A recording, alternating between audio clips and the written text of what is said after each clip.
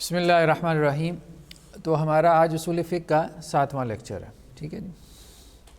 تو ہم بحث پڑھ رہے تھے سنت کی بحث میں خبر واحد کی بحث آئی تھی کہ خبر واحد کو قبول کرنے کے جو اصول ہیں وہ خبر واحد کے رد و قبول کے اصول، یہ ٹاپک چل رہا تھا، ٹھیک ہے۔ اس میں ہم نے کہا تھا ایک تو جمہور ہیں اور محدثین ہیں، یعنی جن کا اصل میں فیلڈ ہے، وہ یہ کہتے ہیں کہ خبر واحد کو قبول کرنے کے اصول کیا ہیں؟ 5 ہیں۔ وہ ہم نے پڑھ لیے ہیں نا، اصول حدیث میں وہ ڈیٹیل سے ہم نے پڑھ لیے۔ کیا ہوں؟ تمام راوی عادل ہوں، ٹھیک ہے، تمام راوی ضابط ہوں، سند متصل ہو، حدیث جو ہے وہ شاذ نہ ہو اور اس میں علت نہ ہو، ٹھیک ہے، یعنی یہ 3 ہوں اور یہ 2 نہ ہوں، ٹھیک ہے۔ یہ تفصیل سے اصول حدیث میں گزر چکا ہے، لمبی چوڑی بات سے۔ دوسری طرف احناف اور مالکیہ کو ہم نے ڈسکس کرنا شروع کیا تھا، ٹھیک ہے۔ تو ہم نے کہا تھا احناف کے ہاں خبر واحد کو قبول کرنے کے جو اصول ہیں وہ یہ 5 نہیں ہیں، یعنی یہ 5 شرائط نہیں ہیں ان کے نزدیک خبر واحد کو قبول کرنے کی، بلکہ انہوں نے ان 5 کے اوپر 6 کا اضافہ کیا۔ اچھا، یہ جو 6 کا اضافہ کیا ہے یہ امام ابو حنیفہ نے نہیں کیا، یہ اہم بات ہے، ٹھیک ہے۔ صاحب کتاب نے بھی اس بات کو بیان کیا، امام صاحب سے یہ سارے اصول ہمیں نہیں ملتے کہ خبر واحد کو قبول کرنے کے یہ اصول ہیں، ایسا نہیں۔ امام صاحب کے فتاویٰ موجود ہیں، بس اتنی سی بات ہے۔ شروع میں ہماری بحث آئی تھی جب ہمارا پہلا لیکچر تھا کہ جب اصول فقہ جو مدون ہوا ہے وہ 2 اپروچز کے ساتھ، ایک حنفی اپروچ کہلاتی ہے اور دوسری شافعی یا متکلمین کی اپروچ کہلاتی ہے۔ تو حنفی اپروچ یہی ہے کہ پہلے فتاویٰ موجود ہیں اور ان فتاویٰ کے بارے میں یہ سپوز کیا گیا کہ شاید یہ فتاویٰ جو ہے وہ ان اصولوں کی روشنی میں ایشو کیے گئے۔ امام شافعی نے تو یہی کام کیا نا، اپنی اصول دے دیے الرسالہ کے اندر۔ امام ابو حنیفہ کے اصول نہیں ہیں، ان کے فتاویٰ ہیں، ان کی فقہ ہے، اصول فقہ ان کی بعد میں اخذ کی گئی ہے، 250-300 سال بعد، 300-400 سال بعد، ٹھیک ہے۔ جیسے امام جساس ہیں، امام کرخی ہیں، بزدوی ہیں، سرخسی ہیں، یہ ابتدائی لوگوں میں سے ہیں جنہوں نے حنفی اصول فقہ کے اوپر لکھا ہے۔ اصول بزدوی ہے امام بزدوی کی، اصول سرخسی ہے امام سرخسی کی، ٹھیک ہے۔ امام جساس کی کتاب بھی ہم نے دیکھا تھا، الفصول فی الاصول، ٹھیک ہے۔ تو یہ بات اہم ہے، اس کو سمجھنے کی ضرورت ہے کہ یہ امام ابو حنیفہ کے اصول نہیں ہیں، مطلب ان کی طرف نسبت جو ہے وہ ثابت نہیں ہے، یہ صرف ایک سپوزیشن ہے۔ اسی لیے ہم دیکھ رہے ہیں کہ امام ابن قیم نے یا دوسرے لوگوں نے جو ان اصولوں پہ تبصرہ کیا، اصل میں یہ مسئلہ شروع کیسے ہوا؟ مسئلہ شروع اس طرح سے ہوا کہ جب حدیث کی تحقیق اب ہو گئی، اب حدیث کا ایک بڑا ذخیرہ سامنے آ گیا، تو فقہائے احناف کو اپنے دوسرے جو اسکول آف تھاٹ تھے، خاص طور پہ جو شافعی مسلک تھا، ان کی طرف سے ان اعتراضات، آبجیکشن کا سامنا کرنا پڑا کہ آپ تو حدیث کے مخالف جاتے ہیں۔ تو پھر انہوں نے یہ اصول وضع کیے کہ اصل میں ہمارے حدیث کو قبول کرنے کے اصول ہی کچھ اور ہیں۔ اب وہ اس اعتراض کو رفع کرنے کے لیے بیسیکلی یہ ایک دفاعی پوزیشن میں اصول وضع کیے گئے ہیں، ڈیفینسو موڈ میں۔ اس لیے ان اصولوں میں ہم دیکھتے ہیں کہ جا بجا وہ خود اپنے اصولوں کی کیا کرتے ہیں؟ خلاف ورزی کرتے ہیں۔ یعنی یہ کوئی پورا اصولی نظام نہیں ہے کہ جیسے کسی نے پہلے ایک اصولی نظام وضع کیا اور اب اس نے کہا کہ جس کے مطابق ہم نے ایک فقہ مرتب کرنی ہے۔ یہ کام شوافے نے کیا، یہ کام شوافے نے کیا کہ ایک پورا اصولی نظام وضع کیا، پھر اس کے مطابق انہوں نے ایک پوری فقہ جو ہے وہ وضع کر دی، بنا دی۔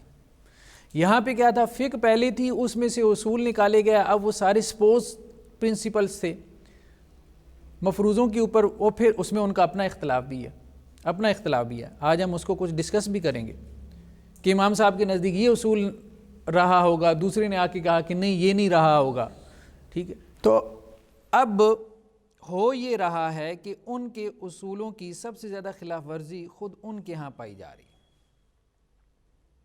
تو پہلا اصول ہم نے کیا پڑھا تھا؟ کہ اگر خبر واحد جو ہے قرآن کے عمومات اور پلس ظواہر، خبر واحد اگر اس کے اگینسٹ جا رہی ہو تو ہم اس خبر واحد کو کیا کرتے ہیں؟ رد کر دیتے ہیں، نہیں مانتے۔ یہ احناف نے کہا۔ لیکن عملاً کیا ہو رہا ہے کہ وہ قبول کر بھی رہے ہیں۔ اب ظاہری بات ہے یہ انہوں نے تو قبول نہیں نہ کی خبر واحد، جنہوں نے یہ اصول وضع کیے، جنہوں نے اصول بنائے تھے ان کے تو ذہن میں تو یہ بات تھی کہ بھائی یہ اصول بنا رہے ہیں تو ہم نے خود نہیں توڑنا۔ اب بات یہ ہے کہ جنہوں نے، بات سمجھ رہے ہیں نا، اصول بنانے والے تو بعد میں آئے ہیں، تو وہ اس کا لحاظ کیسے رکھ سکتے ہیں؟ تو اس لیے یہ بات، یہ خود یہ اصول ظاہر کرتے ہیں کہ یہ اصول جو ہے نا یہ ایسی مطلب فضول سی بات ہے۔ اس کی نسبت امام ابو حنیفہ کی طرف کرنا، ان اصولوں کی نسبت قاضی ابو یوسف کی طرف کرنا، امام محمد کی طرف کرنا، خود ان کے فتوے جو ہے وہ ان اصولوں کو اٹھا کے پھینک دیتے ہیں۔ لیکن یہ بعد والے حنفی فقہا نے خود یہ اصول بیان کیے ہیں۔ اصل بات یہ ہے اب یہ ان سب کے ہاں معتبر ہیں۔ تو عمومات پلس ظواہر ان کے خلاف اگر ہو تو وہ کہتے ہیں کہ جی یہ روایات جو ہے وہ ہم قبول نہیں کریں گے۔ اس میں ہم نے کہا تھا ایک تو یہ ہے کہ جن کو وہ قبول نہیں کرتے، ایک وہ ہیں کہ جن کو وہ قبول کرتے ہیں۔ جن کو وہ قبول کرتے ہیں یعنی جن اخبار احاد کو جو قرآن کے عموم اور ظاہر کے خلاف ہوں، ان میں سے کچھ ایسی ہیں کہ جن کی انہوں نے توجیہ کی ہے، جیسے انہوں نے کہا کہ جی یہ خبر مشہور ہے، کچھ کو انہوں نے خبر مشہور بنا کے قبول کر لیا اور کچھ کی توجیہ بھی نہیں کر سکے، اس کی کوئی توجیہ ممکن ہی نہیں تھی۔ دوسرا جو اصول ہے ان کے ہاں، یہ تو پہلا تھا، دوسرا جو ان کے ہاں اصول ہے وہ یہ ہے کہ اگر خبر واحد خبر مشہور کے خلاف ہو تو وہ خبر واحد کیا ہے؟ مردود ہے۔ ٹھیک ہے، خبر مشہور۔ اچھا اس کے اندر ایک سوال، جی یہ خبر مشہور جو ہے صحیح ہی ہو؟ جی نہیں، اصل میں دیکھیں نا بات پھر وہی ہے کہ ایک تو انہوں نے کہا کہ خبر مشہور سے مراد جو ہمارے فقہا کے ہاں مشہور ہو، جو ان کی فقہ کی کتابوں میں آ گئی۔ اصل مسئلہ تو یہ ہے نا کہ متقدمین نے کچھ فتاویٰ دے دیے، اب وہ اس کی اصولی بنیادیں تلاش کر رہے ہیں، کیونکہ انہوں نے فیس کرنا ہے شوافع کو کہ بغیر اصولوں کے کام کیے چلے گئے ہو۔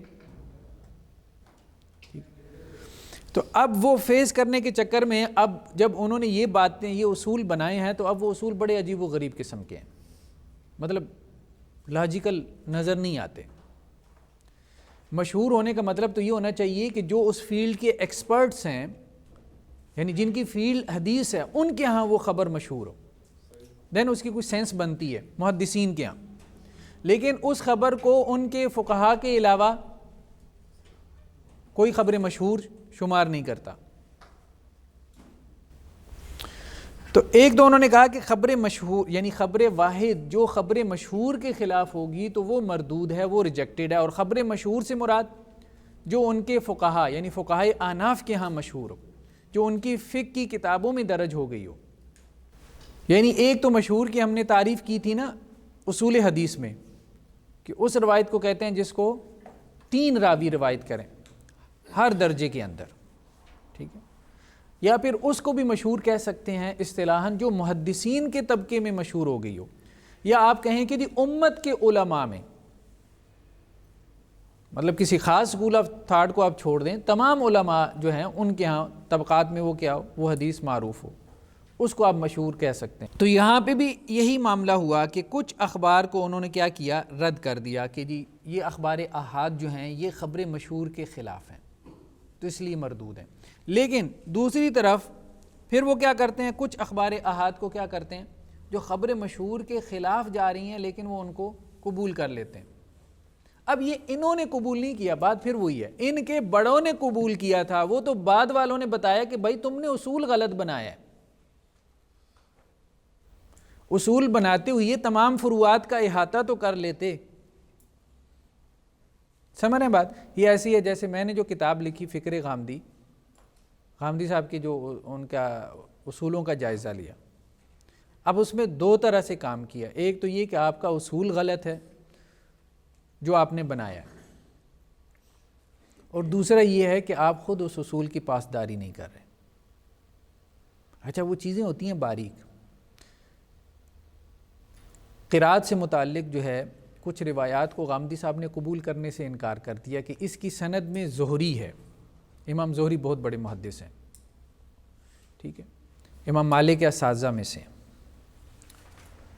تو یہ امام زہری وہ ہیں کہ جن کو حضرت عمر بن عبدالعزیز نے اسٹیٹ لیول پہ یہ آرڈر دیا تھا کہ آپ حدیث کی کمپائلیشن کا کام کریں.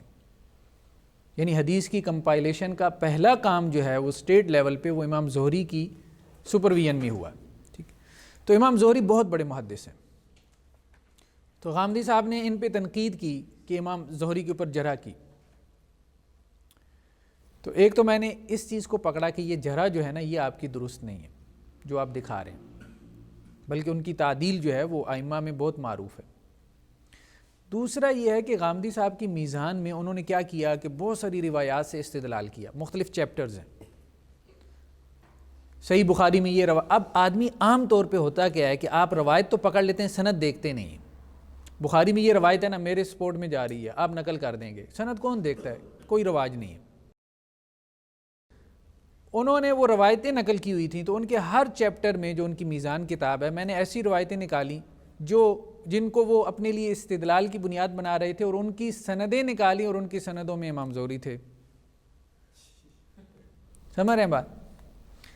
تو اب ایک بندہ جو ہے وہ کتنی امبیلنس, یہی کام شوافے نے کیا بعد میں احناف کے ساتھ کہ بھائی ٹھیک ہے مان لیا. پہلی بات تو یہ ہے کہ شوافے نے اعتراض کیا بھائی آپ کے ائمہ کے اصول کیا تھے جن کے مطابق یہ فقہ جاری. انہوں نے کہا ہم بتا دیتے ہیں, ایسی کیا بات ہے. شوافے نے کہا نا کہ بھائی ہمارے امام نے تو اصول دیے ہیں, اصولوں کے مطابق کام کیا, آپ کے ائمہ نے کون سا اصولی. انہوں نے کہا ہم بتا دیتے ہیں. جب انہوں نے بتائے تو انہوں نے کہا بھئی یہ آپ کے ائمہ کے اصول کیا ہیں, پھر آپ کے ائمہ خود ہی اپنے اصولوں کی خلاف ورزی کرتے رہے, پھر یہ مانو. تو یہ سارا مقدمہ سمجھنے کی ضرورت ہے. یہ سارے ایشوز کس لیے آ رہے ہیں؟ اگر امام ابو حنیفہ یہ اصول دیتے تو یہ کنٹرڈکشن نظر نہ آتی. وہ بہت بڑا دماغ ہے, امام ابو حنیفہ بڑا دماغ ہے, یہ ماننا پڑے گا, بھلے ہمیں ان سے بہت اختلافات ہوں, لیکن یہ ہے کہ وہ یہ کام نہ کرتے کہ خود ہی اپنے اصولوں کی خلاف ورزی کرتے. لیکن چونکہ یہ سارے اصول بعد میں سپوزیشن کے پرنسپل کے اوپر قائم کیے گئے ہیں, اخذ کیے گئے ہیں, ڈرائیو کیے گئے ہیں, تو اب اس لیے یہ کنٹرڈکشنز آتی ہیں. جی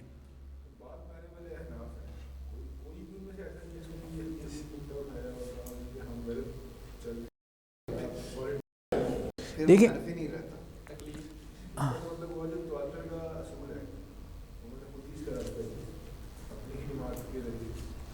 اصل بات یہ ہے نا کہ ان کے یہاں جو ہیرارکی ہے نا اس کو ہم فقہ میں کسی وقت ڈسکس کریں گے.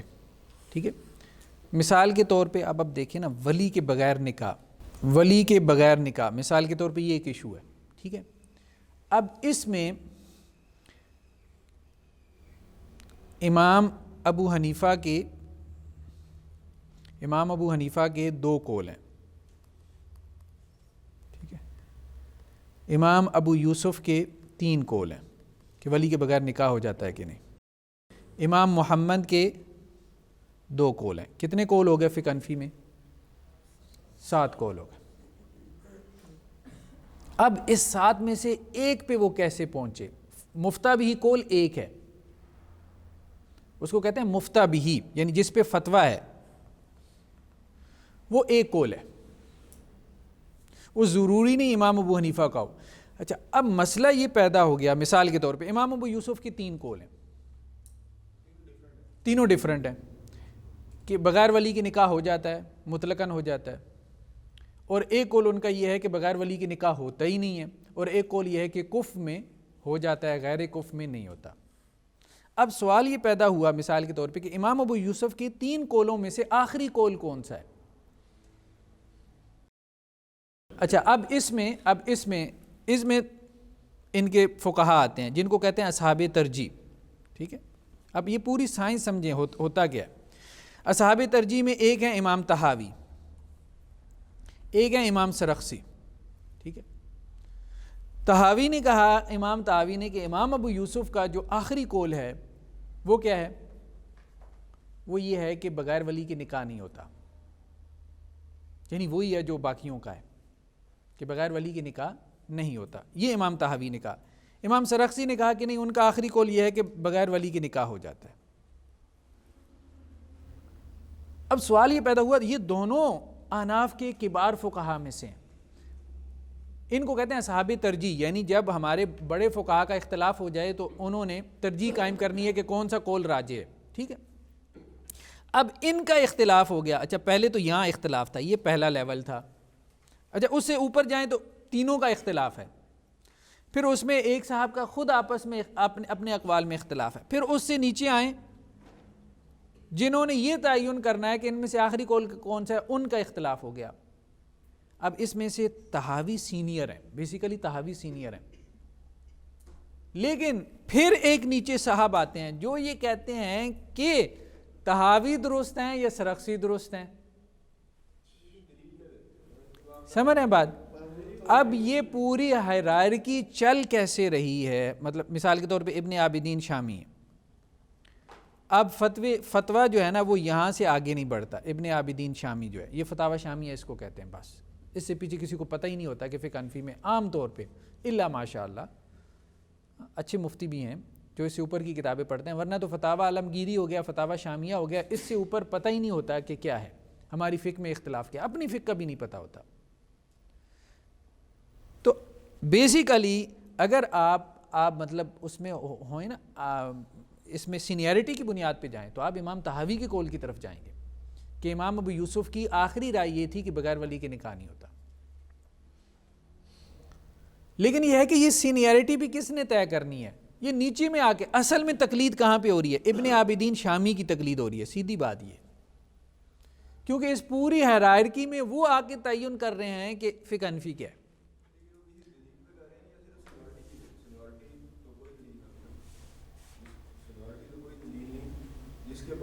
دلیل دیکھیں کسی کے پاس بھی نہیں ہے، نہ امام طحاوی کے پاس کوئی دلیل ہے کہ آخری قول کیا ہے، نہ امام سرخسی کے پاس کوئی دلیل ہے۔ جب کوئی دلیل نہیں ہے تو پھر اس میں دو چیزیں دلیلیں بنتی ہیں، ایک سینیارٹی دلیل بنتی ہے اور دوسری دلیل جو شاہ اللہ دہلوی نے بیان کی۔ شاہ اللہ دہلوی نے کہا ہے کہ دیکھیں بات یہ ہے، فقہ حنفی میں جن مسائل میں اختلاف ہو جائے نا ان میں اس قول پہ فتویٰ دو کہ جو باقی ائمہ کے مطابق ہو، جو جمہور کے مطابق ہے، کم از کم اس میں یہ ہے کہ جمہور نے کسی دلیل کی بنیاد پہ استدلال کیا ہے نا، تو وہ دلیل اتنی قوی ہے کہ باقی تین بھی اس طرف جا رہے ہیں، باقی تین جو جا رہے ہیں وہ دلیل کی قوت ہے جو ان کو لے کے جا رہی ہے، تم بھی اس معاملے میں ان کے ساتھ ہو جاؤ۔ تو یہ شاہ اللہ دہلوی نے ایک اچھی بیس، ایک اچھی بنیاد دی تھی، بالکل ایسے ہی ہے۔ اس پہ ہم نے کل گفتگو کی تھی کہ امام ابو حنیفہ اس لیے جسٹیفائڈ تھے کہ ان کے زمانے میں احادیث کی جانچ پڑتال نہیں ہوئی تھی، حدیث کی پرکھ نہیں ہوئی تھی، حدیثیں نیریٹ ہو رہی تھیں لیکن ان کی کوئی تحقیق، باقاعدہ تحقیق موجود نہیں، کمپائلیشن بھی ہو گئی تھی لیکن اس طرح سے تحقیقات ہمارے سامنے بعد میں آئی ہیں، جب امام بخاری جیسے محدث، امام احمد بن حنبل جیسے محدثین میدان میں آئے۔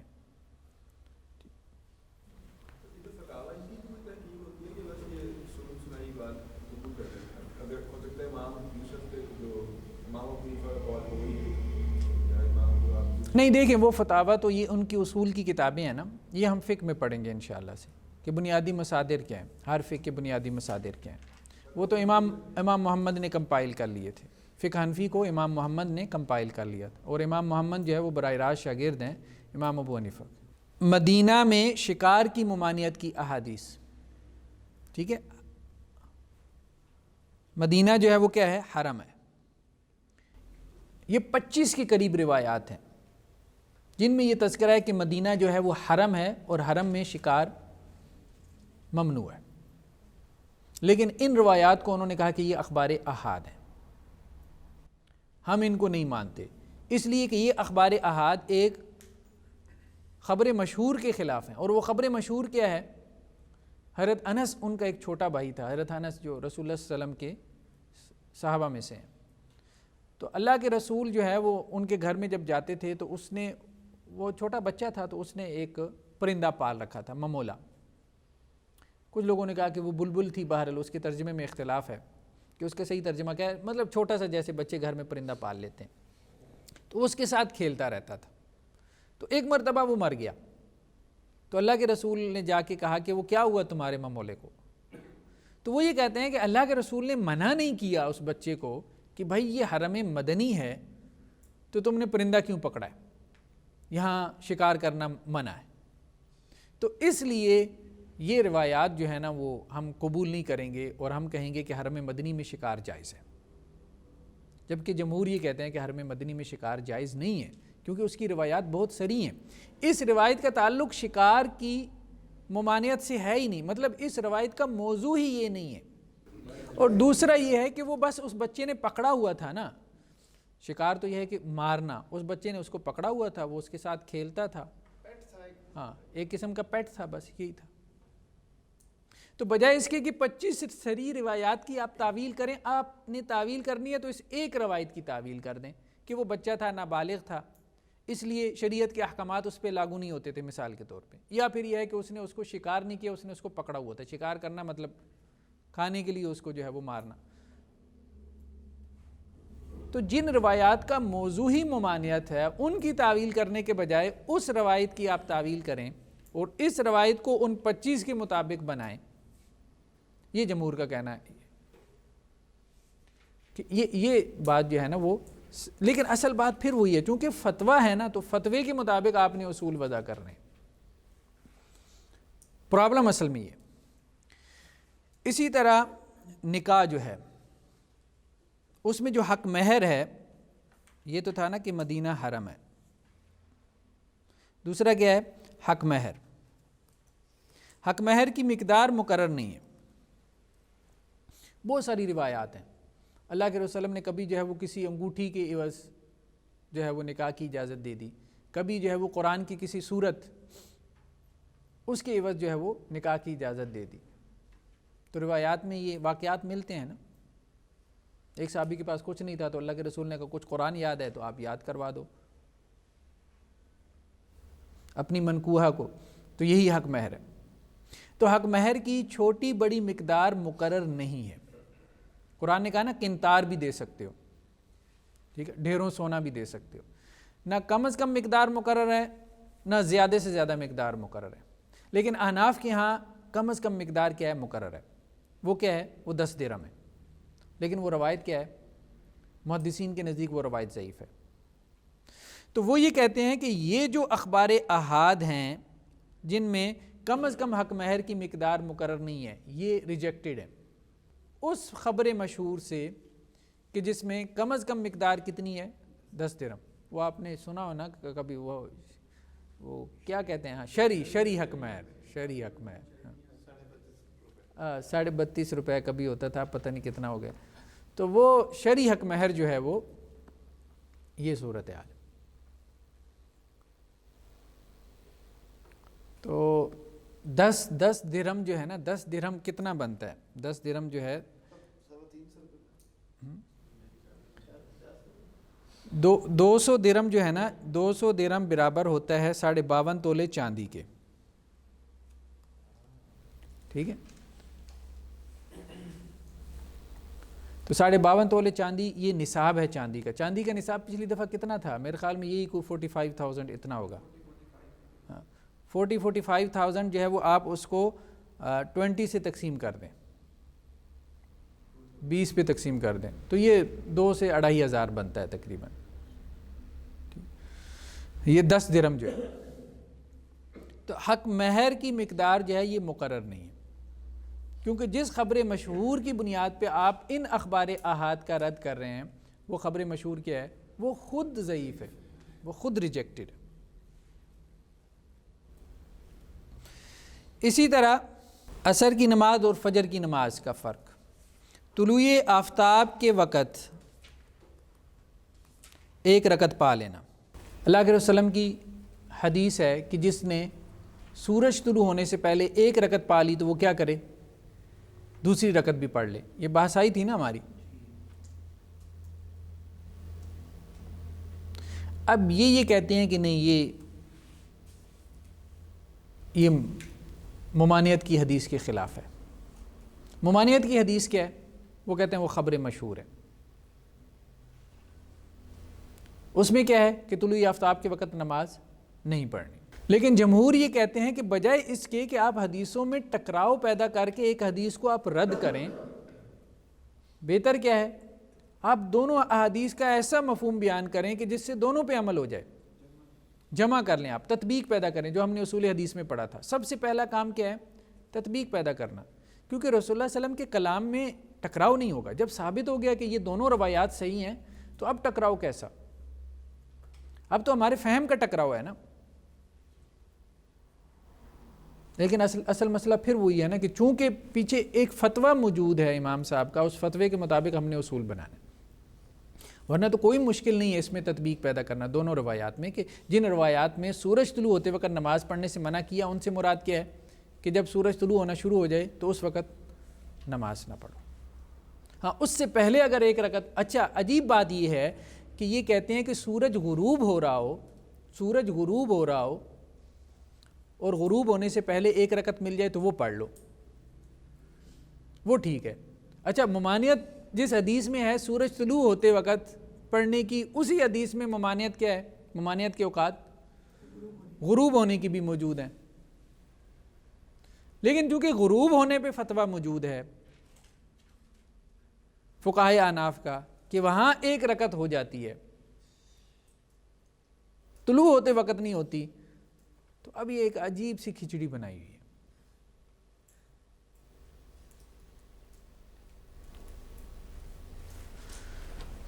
اس کے علاوہ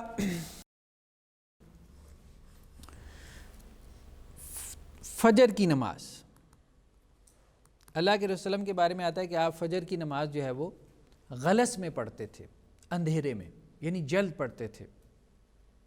افضل اوقات میں سے ہے نا فجر کی نماز کہ غلس میں پڑھا جائے، منہ اندھیرے پڑھا جائے، اس کو غلس کے الفاظ ہیں۔ تو اب وہ یہ کہتے ہیں کہ یہ خبر مشہور کے خلاف ہے۔ خبر مشہور کیا ہے؟ اسفروا بالفجر، یعنی فجر کو آپ کیا کرو؟ خوب روشن کر کے پڑھو۔ حالانکہ اس کے معنی میں بھی اور بھی معنی اس کے کیے جا سکتے ہیں، لیکن بہرحال فی زمانہ میں کہتا ہوں کہ اس زمانے میں بہت سارے لوگوں کو جماعت مل جاتی ہے، یہ ان کو پڑھنے دیں۔ تو اول وقت بہرحال افضل وقت ہے، افضل وقت ہے، نماز اول وقت میں ادا کرنی چاہیے۔ لیکن یہ ہے کہ ایک اور وقت میں نماز ادا ہو رہی ہے تو اس سے کم از کم یہ ہے کہ لوگوں کو جماعت مل جاتی ہے، یہ ایک فائدہ ہو رہا ہے۔ ہم یہ نہیں کہہ رہے کہ وہ افضل وقت ہے، لیکن یہ کم از کم جماعت ملنے کا فائدہ ہو جاتا ہے۔ سب ایک ہی وقت پہ آ جائیں گے نا تو پھر جماعت مس ہو گئی تو پھر اگلے کو جماعت نہیں ملے گی۔ تو اب تو یہ ہوتا ہے نا کہ ایک مسجد میں نماز رہ گئی تو ہم دوسری مسجد میں چلیں جماعت مل جائے گی۔ لیکن ظہر کا بعض وقت ٹائم بھی ختم ہو جاتا ہے، جو جیسے ظہر کا ٹائم کچھ مساجد میں ایسا لکھا ہوتا ہے کہ 4 بجے تک ہے، تو 4 بجے اب ظہر جو پڑے گا اس کی ادا ہوئی یا قضا ہوئی؟ نہیں، وہ جماعت تو اتنی لیٹ نہیں نہ کرتے۔ جماعت تو نہیں سر، لیکن جو ٹائم آج جیسے ٹائم ٹیبل لگا ہوتا ہے ظہر کا ٹائم کہاں سے کہاں تک ہے، اس میں 4 بجے کے بعد تک کا ٹائم ظہر کا ہوتا ہے، ان کا وہ 4 بجے تو ظہر پڑے گا۔ اس کو انہوں نے نا ایک روایت ہے، یہ جو نمازوں کے اوقات ہیں نا، نمازوں کے اوقات معروف اوقات وہی ہیں۔ حضرت جبریل علیہ السلام آئے ہیں، باقاعدہ حدیثوں میں آتا ہے اللہ کے وسلم کو اوقات سکھلائیں۔ حضرت جبریل نے جو اوقات سکھلائے ہیں ان میں یہی ہے کہ نماز ظہر جو ہے وہ سورج ڈھلنے کے وقت اس کا وقت شروع ہوتا ہے، اقم الصلاۃ لدلوک الشمس، ٹھیک ہے، دلوک الشمس کہتے ہیں سورج کا ڈھل جانا، جسے زوال کا وقت ہم کہتے ہیں، اس وقت سے لے کے جب ہر چیز کا سایہ ایک گنا ہو جائے، ہر چیز کا سایہ ایک گنا ہو جائے۔ بعض روایات میں صحابہ یہ بھی کہتے ہیں کہ ہم عصر کی نماز جو ہے وہ پڑھ کے نکلتے تھے، ہم میں سے کوئی ایک، اور اوالی جو ہے وہ مدینہ مسجد نبوی سے 4 کلومیٹر کے فاصلے پہ تھا، اور لوگ 4 کلومیٹر پیدل جاتے تھے، ٹھیک ہے، اور وہ کہتے تھے سورج جو ہے وہ اس وقت حیہ مرتفعہ، خوب آسمان میں روشن ہوتا تھا، یعنی عصر جلدی پڑھتے تھے اللہ کے رسول، ایک گنا سایہ ہو جاتا تھا ہر چیز کا، مطلب میری ہائٹ 5 فٹ 6 انچ 8 انچ ہے، تو اتنی جو ہے وہ زمین کے اوپر میرا سایہ پڑ رہا، تو ہر چیز کا سایہ ایک گنا ہو جائے تو اس وقت عصر کا ٹائم داخل ہو جاتا ہے۔ یہ مطلب اخبار احاد سے ہمیں ملتا ہے، بہت ساری روایات سے۔ تو یہ کہتے ہیں کہ وہ روایات مردود ہیں، کیوں؟ کیونکہ وہ خبر مشہور کے خلاف ہیں۔ خبر مشہور کون سی؟ ایک خبر مشہور وہ یہ کہتے ہیں کہ یہ ہے کہ اللہ کے رسول نے ایک حدیث میں کہا کہ اللہ تعالیٰ ایک آدمی نے، اللہ کے بارے میں ایک مثال ہے کہ ایک آدمی نے کسی کو جو ہے وہ ملازمت پہ رکھا، مزدوری پہ رکھا، صبح سے لے کے ظہر تک، اور کہا کہ جی میں تمہیں 1 دینار دوں گا۔ پھر اس آدمی نے کسی کو مزدوری پہ رکھا ظہر سے لے کے عصر تک، اور اس کو بھی کہا کہ میں تمہیں 1 دینار دوں گا۔ پھر اس بندے نے جو ہے وہ کسی اور کو مزدوری پہ رکھا عصر سے لے کے مغرب تک، اور اس کو اس نے 2 دینار دیے۔ تو پہلے جو 2 لوگ تھے انہوں نے کہا کہ ہمارا وقت زیادہ ہے، یعنی فجر سے ظہر والے نے اور ظہر سے عصر والے نے کہا کہ ہمارا وقت زیادہ ہے اور ہمیں آپ نے 1 دینار دیا، اس کا وقت کم ہے عصر سے مغرب تک مزدوری کا، اور اس کو آپ نے 2 دینار دیے۔ ٹھیک، تو اللہ کے رسول صلی اللہ علیہ وسلم نے کہا کہ یہ بیسیکلی جو ہے پہلے جو ہے وہ یہود تھے، اس کے بعد نصارہ تھے، اور اس کے بعد مسلمان۔ یعنی مسلمانوں کا وقت کم ہے لیکن آخرت میں ان کا ریوارڈ۔ موضوع کیا ہے آپ دیکھیں، حدیث کا موضوع کیا ہے؟ حدیث کا موضوع یہ ہے کہ مسلمانوں کو یہود و نصارہ کی نسبت اجر زیادہ ملے گا، محنت کم ہے ان کی، ان کا اجر زیادہ ہے، یہ اللہ کا ان کے اوپر انعام ہے۔ لیکن انہوں نے کہا کہ دیکھیں اس حدیث میں یہ بات ہے، حالانکہ اس حدیث میں نمازوں کے اوقات ہیں ہی نہیں۔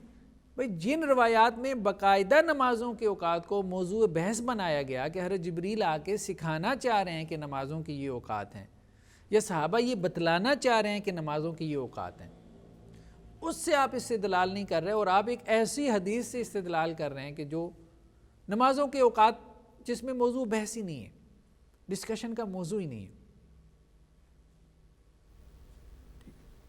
تو وہ انہوں نے اس سے استدلال کیا، وہاں سے پوائنٹ نکالا ہے۔ بات پھر وہی ہے نا، پہلے فتاویٰ ہیں، آپ نے اس کے مطابق اصول بنانے ہیں، جب آپ نے اس کے مطابق اصول بنانے ہیں تو پھر یہ مسائل سامنے آئیں گے، پھر آپ ان مسائل کو روک نہیں سکتے۔ ٹھیک جی، ہاں ہاں ہاں، اصل لیٹ پڑی جائے، یہ استدلال کیا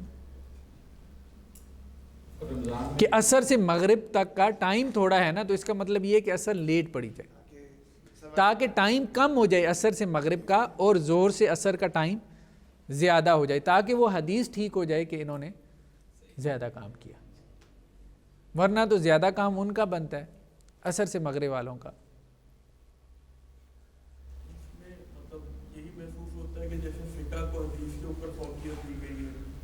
بات پھر وہی ہے نا کہ فتاویٰ پہلے تھے، فتاویٰ پہلے تھے، اس کے مطابق اصول وضع کیے گئے۔ اصل میں بہت آسان تھا، بہت آسان تھا، صرف یہ سٹانس لے لیتے ہمارے متقدمین اناف، اگر صرف یہ سٹانس لے لیتے، جیسے انہوں نے دیکھے نا بہت سارے مسائل میں امام ابو حنیفہ کی رائے چھوڑی ہے نا، امام ابو یوسف کے مطابق فتویٰ دیا، بہت ساری مسائل میں امام محمد کے مطابق فتویٰ ہے، بہت سارے مسائل میں دونوں کے مطابق فتویٰ ہے، امام ابو یوسف اور امام محمد، بہت سارے مسائل میں امام ابو یوسف اور امام ابو حنیفہ کی رائے۔ تو اس طرح سے ان کے ہاں چلتا ہے، پک اینڈ چوز تو انہوں نے خود کیا ہے بعد والوں نے۔ تو تھوڑا سا اگر اور کر لیتے، بجائے اس کے کہ شوافے سے ریئیکشن میں آنے کے، اس وقت اگر تھوڑا سا پٹری سیدھی کر لی جاتی کہ بھائی ہمارے جو ائمہ تھے اس وقت حدیثیں تو ان کے سامنے تھیں، لیکن چونکہ تحقیق حدیث کا کام نہیں ہوا تھا تو وہ احتیاط کی طرف نکل گئے، اور احتیاط کی وجہ سے انہوں نے کیا کیا، ہم نے کہا نا محدثین بھی کیا کرتے ہیں، پوری اصول حدیث آپ کی احتیاط کے اصول کے اوپر کھڑی ہے کہ دین کا معاملہ ہے، اور آپ دیکھتے ہیں ذرا سی شک کی وجہ سے حدیث کیا کرتے ہیں، چھوڑ دیتے ہیں۔ تو امام صاحب کے سامنے تو ابھی تحقیق حدیث آئی نہیں تھی، تو انہوں نے بھی احتیاط کے پرنسپل کے اوپر حدیثوں کو چھوڑا ہے، ترک کیا۔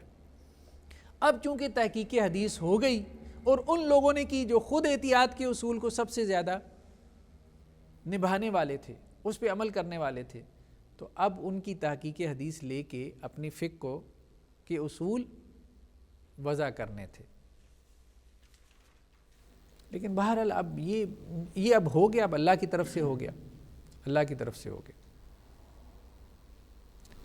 اللہ تعالیٰ نے اس دنیا کو دار آزمائش بنایا، یہ علم بھی آزمائش ہے، اس بات کو سمجھنے کی ضرورت ہے۔ سب سے بڑی آزمائش میں علماء ہے، سب سے بڑی آزمائش میں۔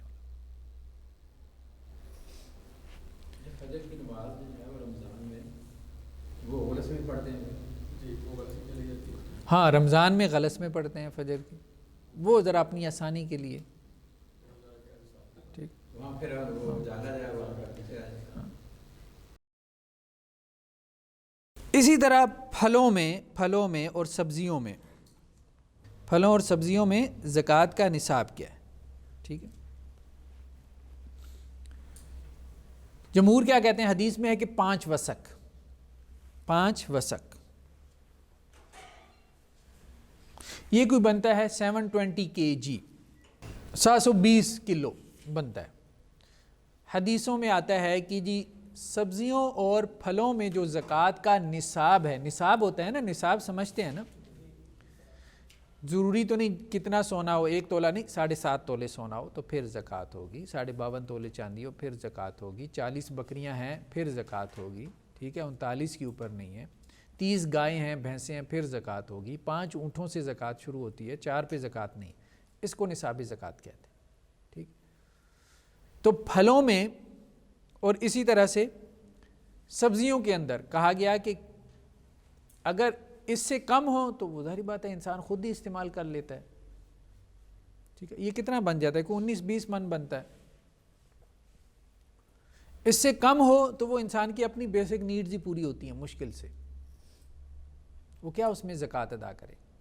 عشر یا نصف عشر، عشر یا نصف عشر تو اس کی پرسنٹیج ہے نا، تو ہم نصاب کی بات کر رہے ہیں، وہ منیمم اماؤنٹ جس کے اوپر زکوٰۃ فرض ہوتی ہے۔ تو یہ کہتے ہیں کہ نہیں، زکوٰۃ فرض ہے چاہے 2 کلو بھی نکلے۔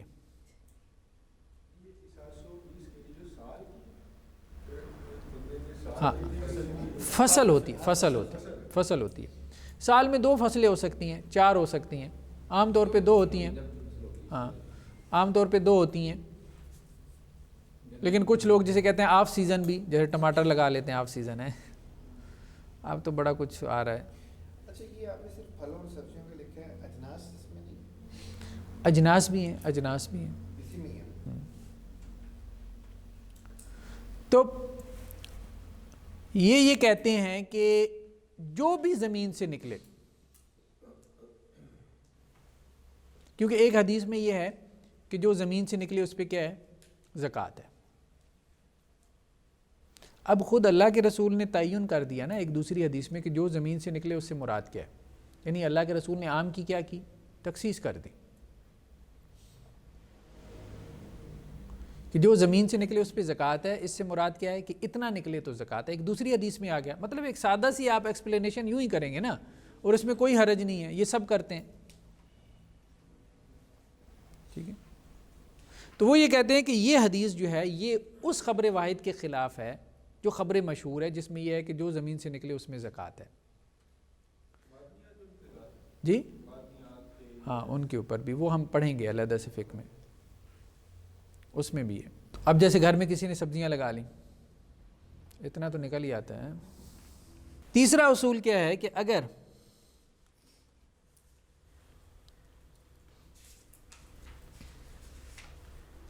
راوی کا عمل یا فتویٰ اس کی روایت کے خلاف ہو، راوی کا فتویٰ یا اس کا عمل اپنی روایت کے خلاف ہو، تو وہ کہتے ہیں کہ وہ روایت ریجیکٹڈ ہے۔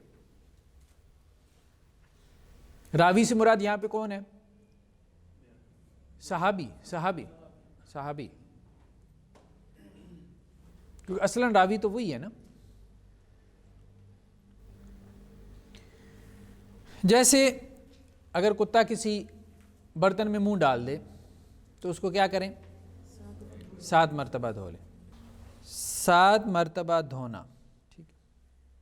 اب انہوں نے ان حدیثوں کو رد کر دیا، یہ کہتے ہیں کہ حضرت ابو ہریرہ کا فتویٰ ہے کہ 3 مرتبہ دھو لیں۔ راوی کون ہے ان روایات کا؟ حضرت ابو ہریرہ۔ جن روایات میں یہ ذکر ہے کہ 7 مرتبہ دھو لیں وہ حضرت ابو ہریرہ کی روایات ہیں. تو وہ کہتے ہیں ان کا فتویٰ کیا ہے حضرت ابو ہریرہ کا کہ جس برتن میں کتا منہ ڈال لے تو اس کو 3 مرتبہ دھوئیں. تو وہ روایات کو نہیں لیتے, ان کے فتویٰ کو لے لیتے ہیں. وہ کہتے ہیں کہ اگر راوی کا فتویٰ جو ہے روایت کے خلاف ہو اس کی تو پھر اس کا فتویٰ لیا جائے گا. اور پیچھے ازمپشن یہ ہے کہ وہ زیادہ بہتر جانتا ہے کہ یہ روایت منسوخ ہے کہ نہیں. ہو سکتا ہے کہ وہ روایت منسوخ ہو اس لیے اس کا فتویٰ اس کے خلاف جا رہا. دوسری طرف جو ائمہ ہیں وہ کیا کہتے ہیں؟ وہ کہتے ہیں اصولی بات یہی ہے کہ روایت کو ترجیح دی جائے گی. وہ رسول اللہ صلی اللہ علیہ وسلم کی بات ہے, یہ صحابی کا فتویٰ ہے. صحابی کے بارے میں آپ یہ کہہ سکتے ہیں کہ روایت بیان کرنے کے بعد ہو سکتا ہے فتویٰ دیتے وقت اس کے ذہن میں روایت نہ رہی ہو, اور ایسے مسائل آتے ہیں. حضرت ابو ہریرہ کو ایک تابعی نے کہا کہ آپ نے یہ روایت ہمیں بیان کیا. حضرت ابو ہریرہ نے کہا نہیں بیان کی. انہوں نے کہا آپ نے بیان کی ہے.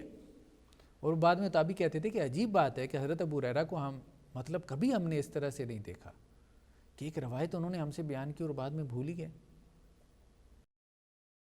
تو یہ ہو جاتا ہے, کثرت روایت ہے نا. حضرت ابو ہریرہ سب سے زیادہ روایات کس سے ہیں؟ حضرت ابو ہریرہ سے. تو بعض اوقات ہو جاتا ہے کہ آپ کو اختلاط ہو جاتا ہے. اور بعض اوقات یہ ہوتا ہے کہ وہ جو فتویٰ ہوتا ہے نا, وہ فتویٰ ثابت نہیں ہوتا صحیح سند سے. وہ فتویٰ جو ہے وہ ضعیف ہوتا ہے, تو اس لیے کنٹرڈکشن رہ ہی نہیں جاتی, روایت بھی عمل بنتا ہے. نہیں دیکھیں, روایت تو اللہ کے رسول سے ہے نا. کس ٹائم پہ وہ جو فتویٰ آیا تھا کسی کے ذریعے سے پہنچتے وہ پہلے کا تھا, اس کے بعد جو ہے اس طرح واقعہ ہوا, نبی صلی اللہ علیہ وسلم سے پوچھا, انہوں نے بتایا. اور نہیں, رسول اللہ کے جو ہے اس زمانے میں تو اب ظاہری بات ہے صحابی فتویٰ نہیں دے گا نا. اللہ کے رسول کی موجودگی میں تو وہ فتویٰ نہیں دے گا. وہ تو یہی کہے گا بھائی اللہ کے رسول کے پاس چل. اس کیس میں یہ نہیں دیکھیں گے کہ جو راوی کا اپنا فتویٰ ہے وہ خبر واحد ہو. ہاں, وہ بھی خبر واحد ہی ہوتی ہے نا, وہ بھی خبر واحد ہی ہوتی ہے. اور عام طور پہ وہ فتویٰ ثابت ہی نہیں ہوتا. عام طور پہ وہ فتویٰ ثابت, اس کے اوپر جھرا ہوتی ہے اس کی اسناد پہ. لیکن بعض اوقات میں نے کہا کہ اگر فتویٰ ثابت ہو بھی جائے تو یہ امکان ہے کہ وہ صحابی جو ہیں وہ فتویٰ جاری کرتے ہوئے ان کے ذہن میں وہ حدیث اس وقت مستحضر نہ رہی ہو. ہم نے بہت ساری حدیثیں پڑھی ہوتی ہیں, سنی ہوتی ہیں, لیکن بعض اوقات کوئی رائے بیان کرتے ہوئے کوئی عالم دین جو ہے وہ اس کے ذہن سے وہ حدیث اوجل ہو جاتی ہے. ہو جاتا ہے ایسا, ممکن ہے, مطلب انسان ہے. اسی طرح ولی کے بغیر نکاح, انہوں نے ان روایات کو رد کر دیا, ولی کے بغیر نکاح والی روایات کو. کیوں؟ اس لیے کہ ان کی جو روایت کرنے والی ہیں وہ حضرت عائشہ ہیں رضی اللہ عنہ. حضرت عائشہ نے وہ یہ کہتے ہیں کہ اپنے بھتیجے کا نکاح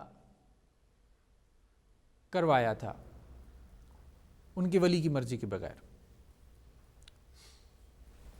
ان کے بھائی تھے نا عبد الرحمن کی بیٹی تھی, تو بھتیجی جو ہیں ان کا نکاح کروایا, حضرت عائشہ نے کروایا. تو وہ یہ کہتے ہیں کہ یہ روایات حضرت عائشہ کی قبول نہیں کی جائیں گی, ان کا عمل قبول کیا جائے گا کہ اپنی بھتیجی کا انہوں نے نکاح اپنے بھائی کی مرضی کے بغیر کروا دیا. لیکن دوسرے جو علماء ہیں وہ اس کی توجیہ اور طرح سے کرتے ہیں. وہ یہ کہتے ہیں کہ اگر مطلب نکاح وہاں ہی ہوگا جہاں لڑکی کی رضامندی ہو, تو اگر ولی راضی نہ ہو تو پھر ولایت جو ہے وہ منتقل ہو جاتی ہے. وہ پھر علیحدہ سے ڈیبیٹس ہیں کس کی طرف جاتی ہے. اسی طرح حضرت عبداللہ بن عمر کی جو روایات ہیں رفع الیدین کی,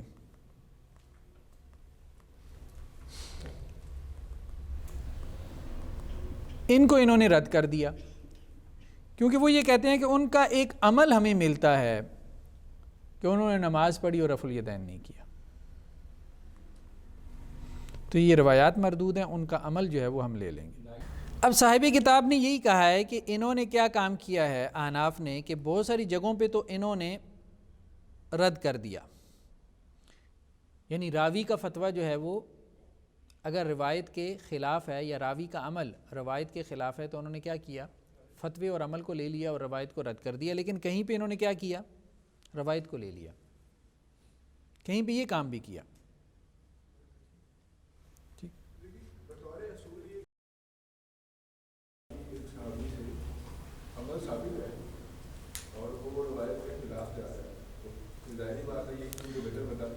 نہیں, ہم یہ کہیں گے سب سے پہلے تطبیق پیدا کریں.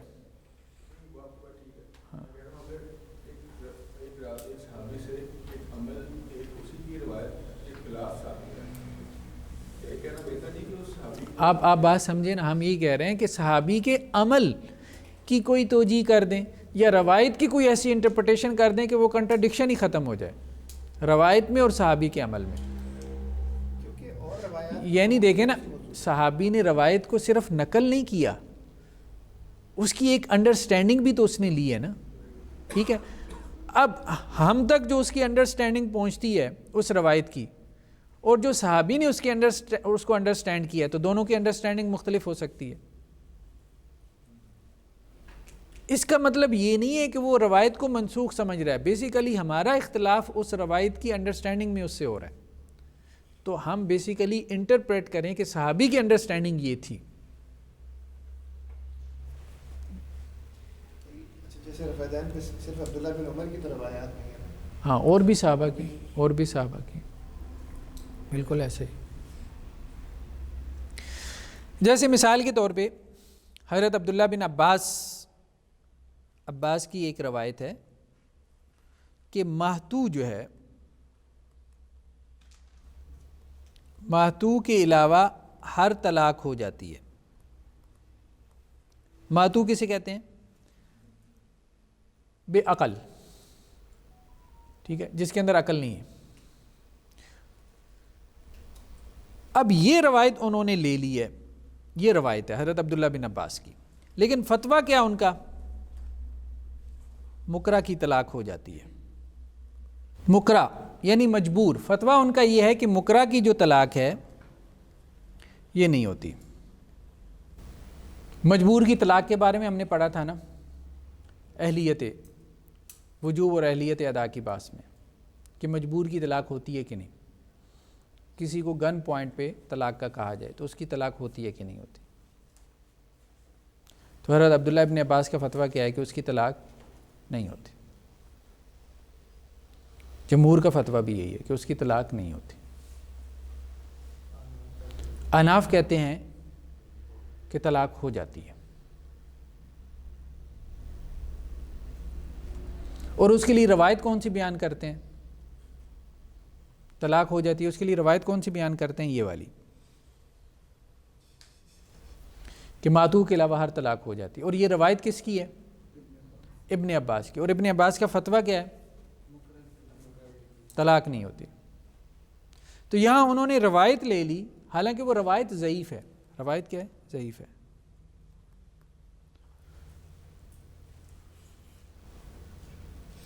لیکن راوی کا فتویٰ چھوڑ دیا, یعنی اپنے اصول کی مخالفت کی.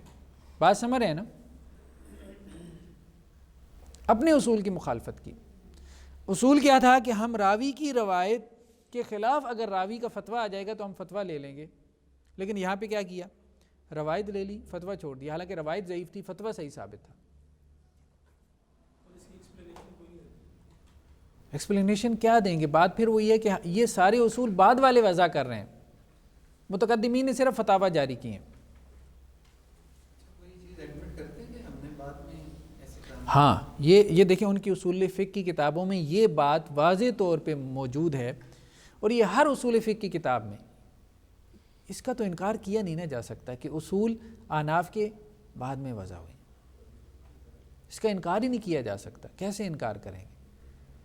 دکھائیں گے کیسے اصول؟ مجھے بتائیں. امام شافعی کی تو کتاب الرسالہ ہے اصول فقہ پہ, اصول حدیث پہ, اصول تفسیر پہ.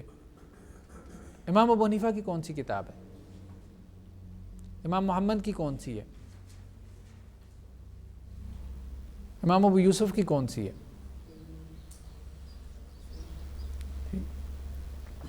تو زیادہ تر تو فقہی کام کیا نا امام محمد نے, فتاویٰ کو جمع کرنے کا کام کیا.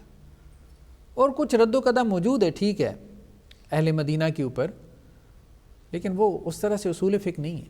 دوسرا، نماز میں کہکا لگانے سے، یہ کل بھی بات آئی تھی، یہ ایک روایت ہے کہ نماز میں کہکا لگانے سے وضو ٹوٹ جاتا ہے۔ یہ کس کی روایت ہے؟ حضرت جابر اور ابو موسیٰ اشعری کی رضی اللہ عنہما۔ ان دونوں کا فتویٰ یہ ہے کہ نماز میں کہکا لگانے سے وضو نہیں ٹوٹتا، دونوں کا فتویٰ یہ ہے۔ روایت ان کی ثابت نہیں ہے، فتویٰ ان کا ثابت ہے، تو انہوں نے روایت لے لی، فتویٰ چھوڑ دیا۔ اسی طرح حضرت عائشہ کی روایت ہے، سفر میں 2 رکعت نماز، 2 رکعت نماز ہی ہے نا، قصر نماز جسے کہتے ہیں، یہ حضرت عائشہ کی روایت ہے، انہوں نے روایت لے لی۔ حضرت عائشہ کا عمل کیا ہے؟ پوری نماز پڑھنا، سفر میں وہ پوری نماز پڑھ لیتی تھی، وہ انہوں نے چھوڑ دیا۔ حضرت عائشہ کا راوی کا عمل چھوڑ دیا۔ اچھا، ایک بات ذہن میں رکھنی ہے، جمہور جو ہے نا وہ قصر کو واجب نہیں کہتے، وہ کہتے ہیں قصر کیا ہے؟ سنت ہے، مستحب ہے، ریکمینڈڈ ہے، یعنی پوری نماز آپ پڑھ سکتے ہیں، سفر میں آپ پوری نماز پڑھ سکتے ہیں۔ احناف کے نزدیک قصر کیا ہے؟ واجب ہے، لازم ہے، آپ پوری نماز پڑھیں گے تو آپ کیا ہوں گے؟ گناہگار ہو جائیں گے۔ تو یہ اس بنیاد پہ یہ آگے اختلاف ہے۔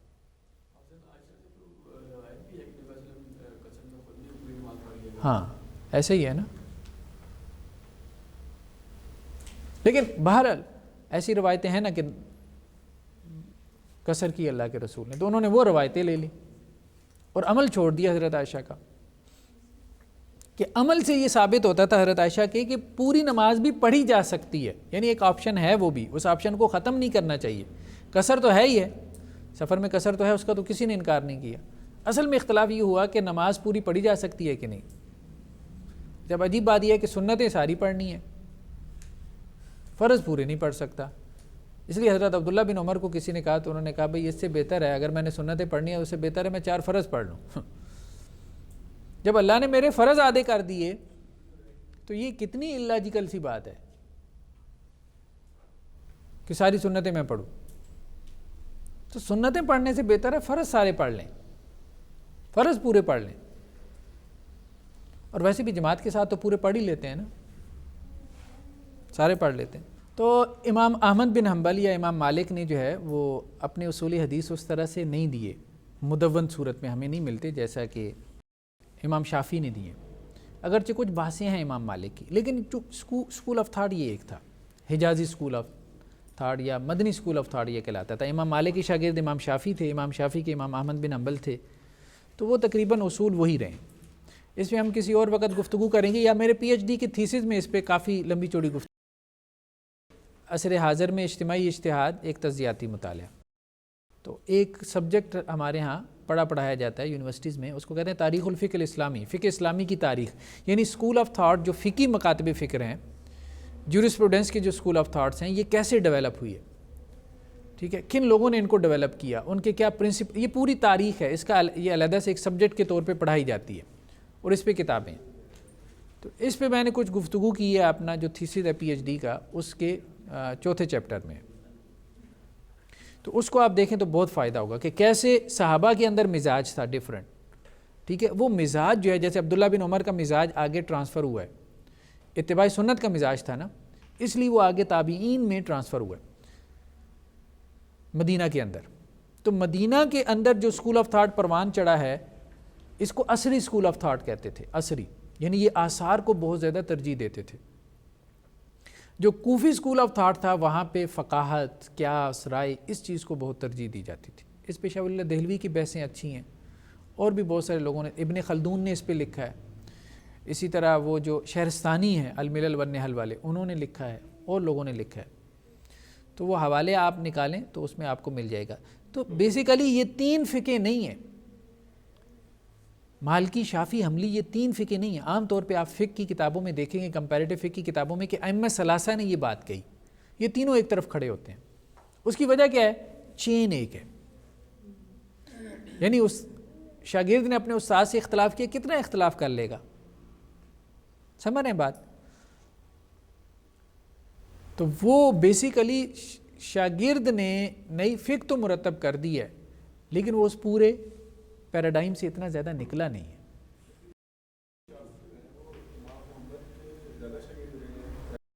نہیں, امام شافعی پہلے امام مالک کے پاس آئے ہیں.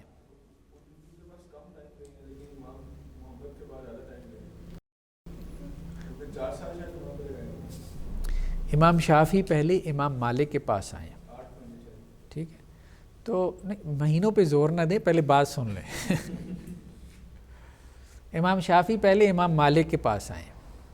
جب امام مالک کے پاس آئے ہیں نا, تو ایک پورا ذہن بن چکا تھا. وہ ذہن کون سا تھا؟ وہ عصری ذہن تھا, ٹھیک ہے. امام محمد کے پاس جب گئے ہیں تو بیسیکلی ایک تو ان کی بنیادیں سمجھنے کے لیے کہ ان کی بنیادیں کیا ہیں, اور دوسرا آپ کبھی دیکھیں وہاں جا کے مناظرے کرتے تھے. ہاں, یہ بہت آپس میں لے دے ہوئی ہے شوافع اور احناف کی. یہ کیوں ہے؟ یہ وہاں سے شروع ہوا ہے بیسیکلی. امام شافعی نے آپ کا خیال ہے کیوں الرسالہ لکھی تھی؟ کن لوگوں کو انہوں نے مخاطب کیا ہے؟ کن کے بارے میں انہوں نے کہا کہ یہ خبر واحد کی حجیت پہ کیوں وہ زور دے رہے ہیں؟ وہ ساری چیزیں وہاں انہوں نے نوٹ کی ہیں, اور پھر انہوں نے یہ ساری بحثیں کی, اور ایک پورا اصولی نظام دیا ہے, وضع کیا ہے. ان کی پورے اس کو سمجھنے کے بعد, یعنی امام شافعی نے اس کو بہت اچھے طریقے سے سمجھا, سمجھنے کے بعد پھر کہا کہ ہاں یہاں غلطی ہے, یہاں غلطی ہے تمہاری. ہاں, اس لیے کہتے ہیں کہ امام مالک کے اوپر جو ہے نا وہ اثریت غالب تھی, یعنی تتبع آثار بہت کرتے تھے, آثار کی تلاش, فتویٰ نہیں دیتے تھے جب تک کوئی اثر نہ مل جاتا.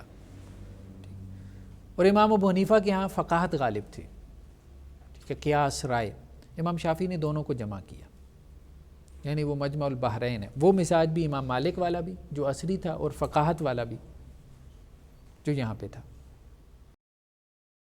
تو اس لیے امام شافعی جو ہے نا وہ ہم دیکھتے ہیں کہ ان کا یہ بہت بڑی کنٹریبیوشن ہے, اصولی نظام دے دینا. پھر امام احمد بن حنبل تو ان کے شاگردوں میں سے ہے نا, اور امام بخاری امام احمد کے پھر شاگردوں میں سے. چلیں جی آگے چلیں جی. چوتھا اصول کیا ہے کہ راوی غیر فقیہ ہو. اگر روایت کا راوی غیر فقیہ ہو تو احناف کہتے ہیں ہم روایت نہیں لیں گے, روایت نہیں لیں گے. اگر کب روایت نہیں لیں گے؟ اگر وہ قیاس کے خلاف ہو.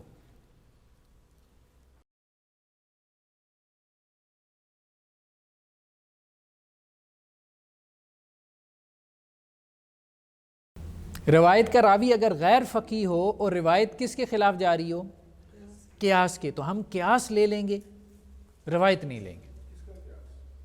فقیہ کا, مجتہد کا, امام ابو حنیفہ کا. ہاں, یہاں راوی سے مراد صحابی, جیسے وہ کہتے ہیں حضرت ابو ہریرہ فقیہ نہیں ہے.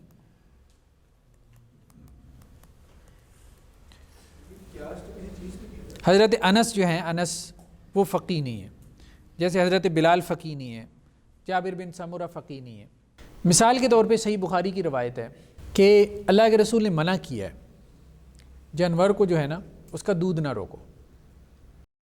عربوں میں لوگ کیا کرتے تھے کہ دودھ روک لیتے تھے جانوروں کا, تاکہ منڈی میں اس کو لے کے جائیں تو اس کے تھن خوب بھرے ہوئے ہوں اور لگے کہ یہ بہت دودھ دینے والا جانور ہے. تو وہ پہلی دفعہ جا کے تو دے گا, پھر اس کے بعد اس کو پتہ چلے گا کہ جی یہ اس کا جو اصل دودھ ہے وہ تو 10 کلو ہے, اور پہلی مرتبہ 25-30 کلو نکل آیا. تو اس پہ چونکہ یہ دھوکہ ہوتا تھا, یہ فراڈ ہوتا تھا, تو اس پہ اللہ کے رسول نے کیا کہا, جو خریدنے والا ہے نا اس کو 3 دن تک اختیار ہے, 3 دن میں وہ جانور واپس کر سکتا ہے.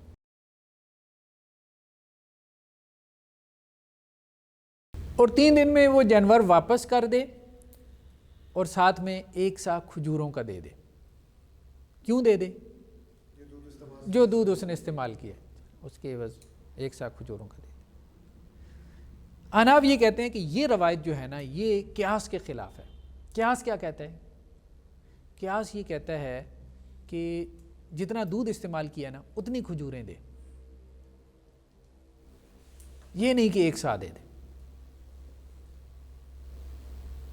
تو اس لیے ہم روایت کو قبول نہیں کریں گے، قیاس کو لیں گے.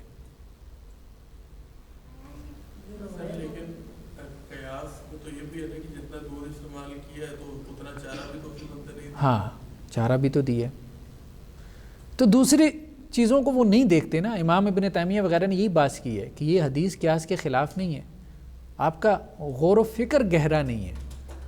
آپ کا غور و فکر آپ اس کو تھوڑا مزید گہرا کریں گے تو یہ حدیث جو ہے وہ بالکل قیاس کے مطابق ہو جائے گی. اس بندے نے اس کو چارہ بھی تو ڈالا ہے، اس کی خدمت بھی تو کی ہے، اس پہ وقت بھی تو لگایا ہے. تو وہ ممکن ہی نہیں ہے. وہ جو قیاس آپ کہہ رہے ہیں نا وہ ممکن نہیں ہے. بہت ساری جگہوں پہ آپ کو ایک موٹا سا اصول طے کرنا پڑے گا، وہی قیاس بنے گا.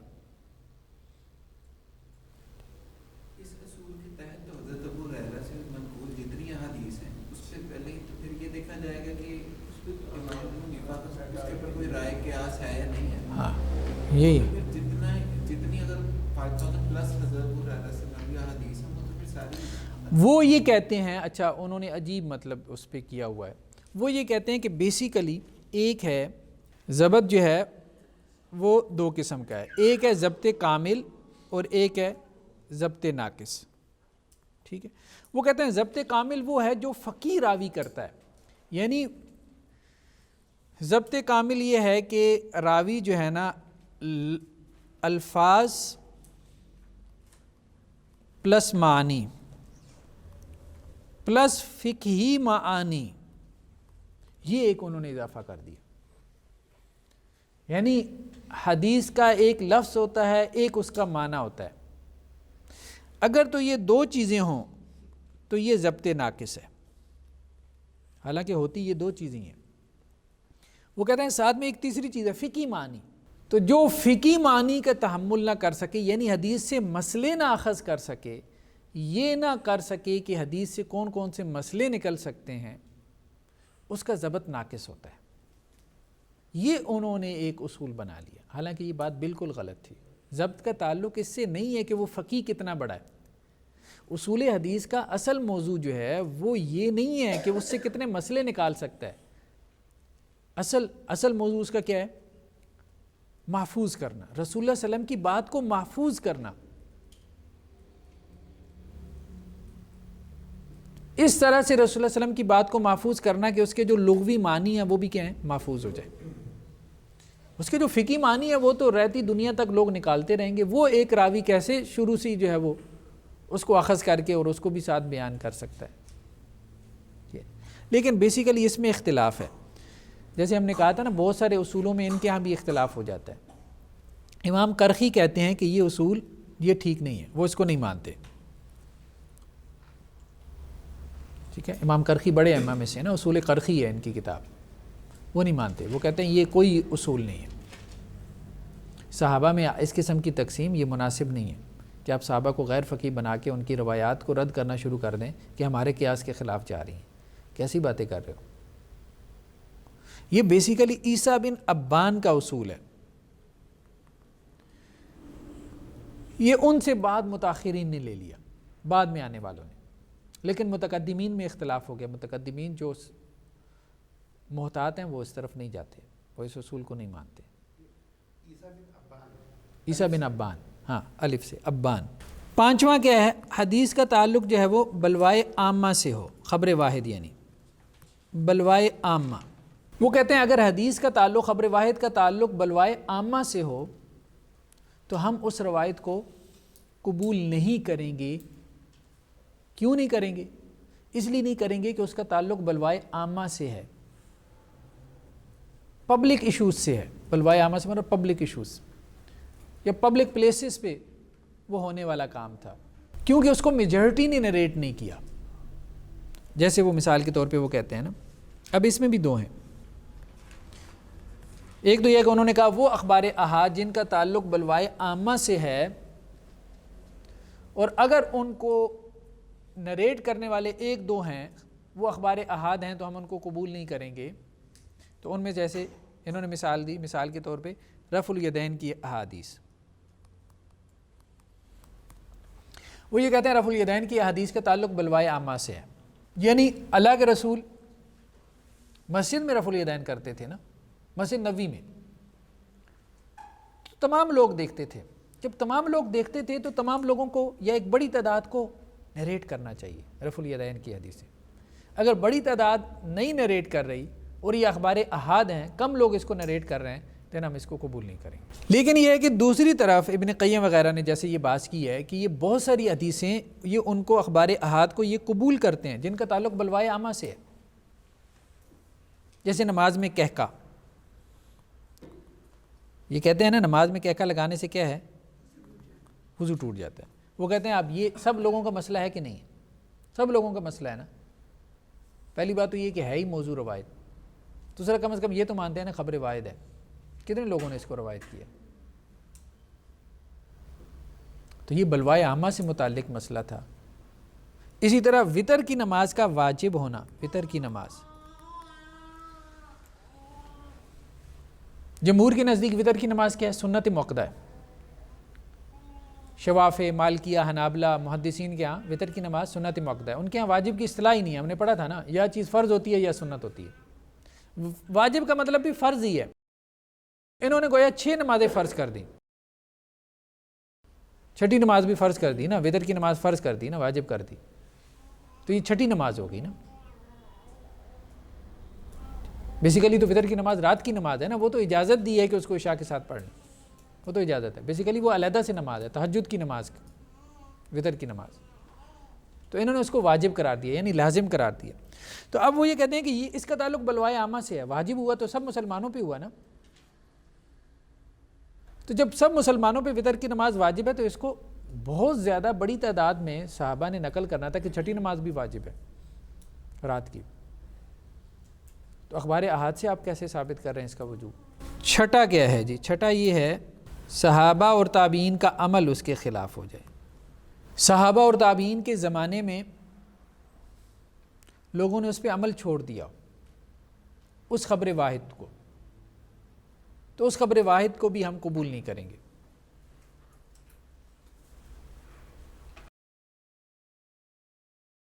جیسے رفع الیدین کے بارے میں انہوں نے کہا ہے کہ کوفہ میں اس پہ عمل ترک کر دیا گیا تھا صحابہ اور تابعین کے زمانے میں. تو اس لیے یہ کہتے ہیں کہ وہ خبر واحد جس پر صحابہ اور تابعین کے زمانے میں عمل ترک کر دیا ہو تو ہم اس خبر واحد کو ریجیکٹ کر دیں گے.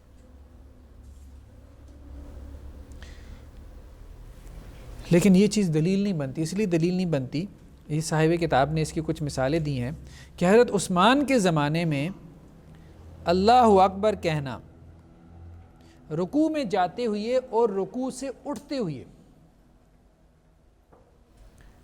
یعنی رکوع سے اٹھتے ہوئے اور سجدے میں جاتے ہوئے, یہ جو تکبیرات کا اہتمام تھا, یعنی ایک رکن سے دوسرے رکن کی طرف منتقل ہوتے ہوئے یہ اونچی آواز سے کہنا ختم ہو گیا تھا حضرت عثمان کے زمانے میں. رکوع میں جاتے ہوئے اللہ اکبر نہیں کہا جاتا تھا.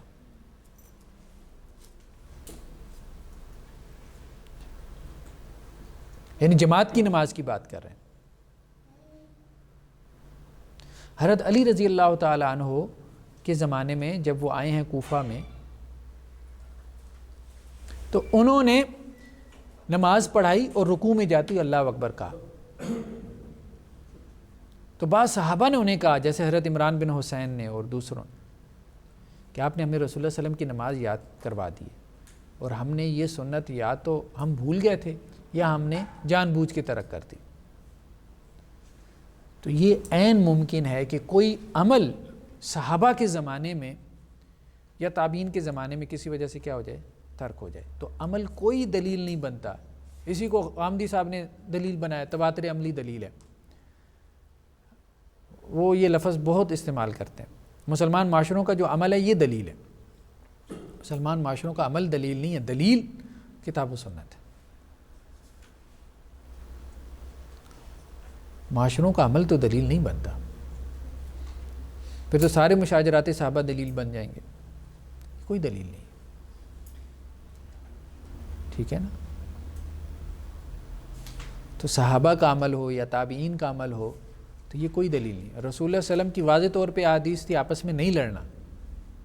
مسلمانوں میں آپس میں لڑائی کیا ہے؟ کفر ہے. لیکن لڑائی ہوئی ہے، اب ہم اس کو دلیل بنا لیں. تو پھر آج کل کے معاشروں کا عمل تو وہ ویسی ظاہری بات ہے کہ بدعات کا ظہور ہے. تو اصل دلیل کتاب و سنت ہے، خبر ہے. یہ سوچ رہے تھے کہ اگر یہ جو آج کل کا معاشرہ ہے اگر یہ دلیل ہے تو 100 سال بعد سوچیں کہ دین کی کیا حالت ہوگی. ایسے لیکن فقہ میں ایک چیز معروف ٹرم یوز ہوتی ہے کہ چیز وہ پھر کیوں ہوتی ہے کہ جب عمل جو ہے ہاں عرف جو ہے نا، عرف دو قسم کا ہے. ایک عرف صحیح، ایک عرف فاسد. عرف صحیح وہ ہے جو شرع کے موافق ہو، اور عرف فاسد وہ ہے کہ جو شرع کے خلاف ہو. عرف فاسد دلیل نہیں ہے.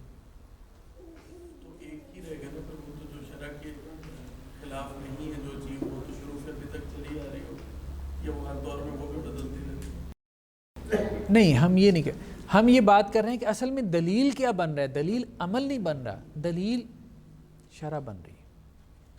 عمل اس کے موافق ہے، وہ ایکسپورٹنگ دلیل بن جاتا ہے. اس سے کوئی چیز ثابت نہیں ہوتی، حکم ثابت نہیں ہوتا. شرعی حکم مسلمانوں کے عمل سے ثابت نہیں ہوتا. شرعی حکم ثابت ہوتا ہے نص سے، کتاب و سنت سے. تواتر عملی کیا چیز ہے؟ مسلمان ایک چیز پہ عمل کر رہے ہیں، بس جی یہ دین ہے. یہ اس بات کی دلیل ہے کہ چونکہ سارے مسلمان عمل کر رہے ہیں تو یہ دین ہے. یہ غلط بات ہے.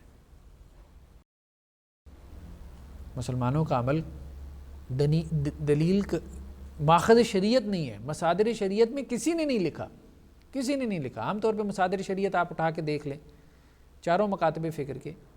ابھی ہم مصادر شریعت پڑھ رہے ہیں نا، تو کتاب سنت ہے، کتاب اللہ ہے، سنت رسول ہے، اجماع ہے، قیاس ہے، سد الذرائع ہے، مصلحت ہے، شرائع من قبلنا ہے، استحسان ہے، ٹھیک ہے، عرف ہے. لیکن کسی نے یہ نہیں کہا کہ مسلمان معاشروں کا عمل بھی دلیل ہے. ایک تو ہم نے اصول حدیث میں پڑھے تھے، بیسیکلی تو وہی ہیں، وہی اصول حدیث آج احناف کے ہاں بھی پڑھائی جاتی ہے. یہ میں نے کہا درمیان میں ایک ٹائم پیریڈ ایسا آیا ہے کہ جس میں کچھ توجیحات پیش کرنے کی کوشش کی گئی ہے، لیکن اصول فقہ کے عنوان سے. لیکن بہرحال وہ ان کے ہاں بھی اتنی زیادہ ایکسیپٹنس نہیں پا سکی. مطلب اس اعتبار سے کہ وہ اس کو باقاعدہ کسی علم کے طور پہ پڑھتے پڑھاتے یا ایک اصولی نظام کے طور پہ وہ اس پہ کوئی فخر کرتے. بس یہ ہے کہ جواب دینے کے لیے انہوں نے کم از کم کچھ بنیادیں جمع کر لیں جو بوقت ضرورت وہ کیا کرتے ہیں، استعمال کر لیتے ہیں. بس باقاعدہ یہ کوئی اصولی نظام نہیں ہے ان کا. تو ہم نے کہا ایک تو احناف ہیں، ٹھیک ہے. احناف نے کتنوں کا اضافہ کیا 5 کے اوپر؟ 6 کا. اور دوسرے مالکیاں ہیں، اور مالکیاں نے جو ہے وہ 2 کا اضافہ کیا ہے، ٹھیک ہے. اس کے بعد گاڑی چل سو چل ہے، پھر سیدھی ہو گئی. امام شافعی تو خود بڑے محدث ہیں نا، امام مالک بھی بڑے محدثین میں سے ہیں. موطا امام مالک جو ہے وہ ابتدائی کتابوں میں سے ہے، اور بعد اہل علم نے سنن ابن ماجہ کی جگہ موطا کو سیاہ ستہ میں رکھا ہے. تو بہرحال اس کی تالیف کافی پہلے ہو چکی تھی. اب یہ جو اصول ہے نا جو ہم 2 پڑھ رہے ہیں، اس کے بارے میں ڈیبیٹ ہے کہ یہ امام مالک کے ہیں یا یہ مالکیہ کے ہیں. جیسے یہاں پہ ہم نے دیکھا تھا نا، یہ احناف کے اصول ہیں، یہ امام ابو حنیفہ کے نہیں ہیں. یہ بات تو آپ سمجھ لیں اچھے طریقے سے. امام ابو حنیفہ کی طرف ان کی نسبت کو آپ ثابت نہیں کر سکتے، ٹھیک ہے. ایک سپوزیشن کے اوپر یہ سارے اصول وضع کیے گئے. پہلا کیا ہے کہ جی قرآن کے عمومات اور ظواہر، وہی والا اصول. اگر خبر واحد قرآن کے عمومات یا ظواہر قرآن کے عام اور ظاہر کے خلاف ہوگی تو وہ خبر واحد کیا ہوگی؟ مردود ہوگی. الا 3 استثناء ہے. اگر وہ خبر واحد جو ہے وہ اس کی تائید ہو جاتی ہو اجماع سے، تو پھر وہ خبر واحد کیا ہو جائے گی؟ قابل قبول. اگر اس کی تائید ہو جاتی ہو عمل اہل مدینہ سے، پھر وہ خبر واحد کیا ہو جائے گی؟ قبول. اگر اس خبر واحد کی تائید ہو جاتی ہو قیاس سے تو پھر وہ خبر واحد کیا ہو جائے گی؟ قبول. یعنی اصول وہی ہے جو اناف والا ہے کہ خبر واحد اگر قرآن کے عام اور ظاہر کے خلاف ہوگی تو قرآن کا عام اور ظاہر اس کو قبول کریں گے، خبر واحد کو ہم ریجیکٹ کر دیں گے. یہ ہم بات کر رہے ہیں کہ یہ ائمہ اس زمانے میں ہیں جب ابھی تک اصول حدیث وضع نہیں ہوئی ہے. اصول حدیث وضع نہیں ہوئی ہے، یعنی اب انہوں نے کوئی تو کام کرنا ہے نا، کچھ معیارات کے اوپر انہوں نے اصول حدیث کیا کرنی ہے؟ اسٹیبلش کرنی ہے، اور انہوں نے احادیث کو لینا ہے، کوئی کرائٹیریا دینا ہے احادیث کے قبول و رد کا. تو جو انہوں نے فوری طور پہ کرائٹیریا دیا تو وہ یہ تھا، اور وہ اس میں کیا تھے؟ جسٹیفائڈ تھے. ٹھیک ہے. لیکن بعد میں اصول حدیث باقاعدہ آہستہ آہستہ کیا ہوا؟ بالکل وضع ہو گیا، اور وہ ایگریڈ اپان بھی ہو گیا، صرف وضع نہیں ہوا، ایگریڈ اپان ہو گیا. اب بھی نخبۃ الفکر پڑھائی جاتی ہے آناف کے مدارس میں بھی، ابن حجر اسقلانی کی، اور اس میں یہی سارا اصول حدیث ہے جو ہم محدثین کے نام سے پڑھ رہے ہیں. ٹھیک. تو امام مالک نے البتہ مزید احتیاط یہ کی کہ انہوں نے خبر واحد کو اس طرح سے رد نہیں کیا جیسے آناف نے کیا. ٹھیک ہے. انہوں نے کہا کہ اگر خبر واحد قرآن کے عام اور ظاہر کے خلاف ہو تو مردود ہے، لیکن اگر اجماع اس کے حق میں آ جائے تو ہم خبر واحد کو قبول کر لیں گے. اگر اہل مدینہ جو ہے وہ اس خبر واحد پہ عمل کر رہے ہوں گے تو پھر بھی ہم کیا کریں گے؟ اس کو قبول کر لیں گے. اگر قیاس سے اس کی تائید ہو جائے گی تو پھر بھی، یعنی اب زیادہ خبر واحد ان کے ہاں کیا ہو گئی؟ قابل قبول ہو گئی. زیادہ خبر واحد ان کے ہاں ایکسیپٹڈ ہو گئی. ٹھیک. مثال کے طور پہ جیسے یہ پنجوں والے پرندے ہیں،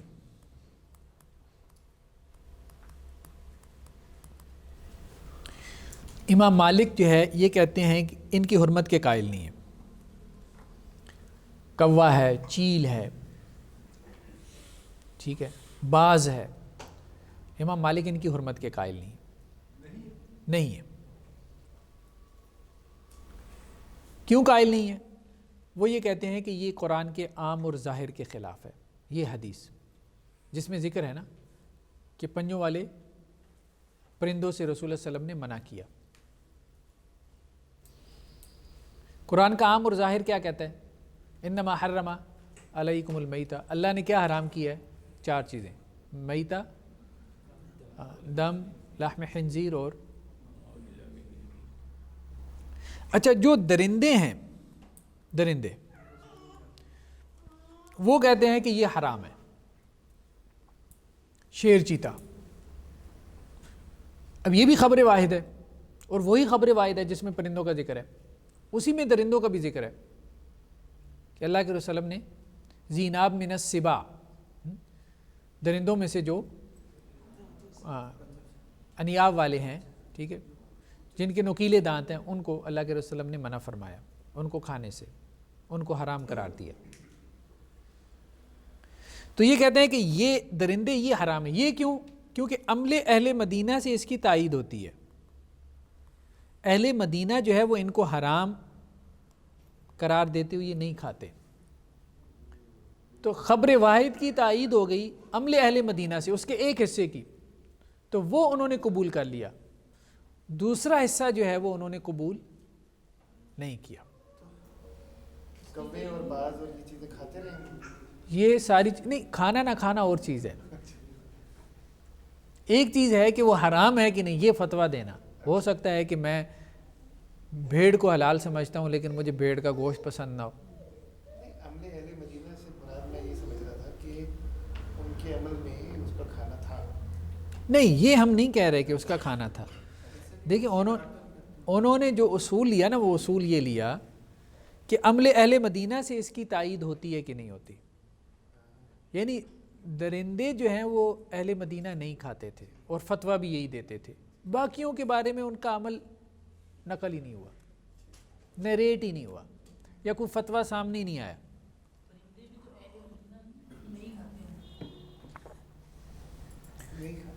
نیریٹ نہیں ہوا نا، اصل بات نیریشن کی ہے.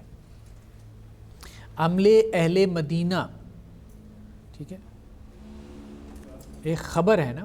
عمل اہل مدینہ سے مراد کیا ہے؟ امام مالک کی عمل اہل مدینہ سے مراد صحابہ کا عمل ہے،